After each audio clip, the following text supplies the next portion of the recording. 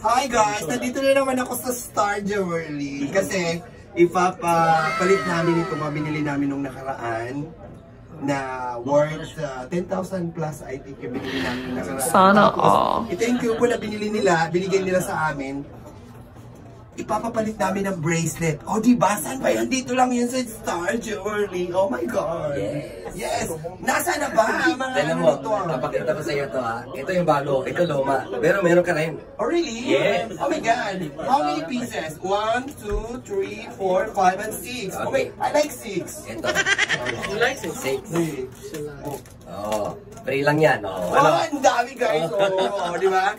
Free lang yan. Free lang po ito. Dito sa Star Jewelry kasi the more you buy, the more you have freedom. Charot. That's why, huwag mo tapon yung ticket. Ah, okay. Diba? So pag ayaw mo itong isama sa raffle, pwede mo papalitan ng Alas. bracelet. Oh my God, makakabigay na ako dito sa aking mga ano. Inaanak. Inaanak, di ba? Tama, May di ba? panlalaki.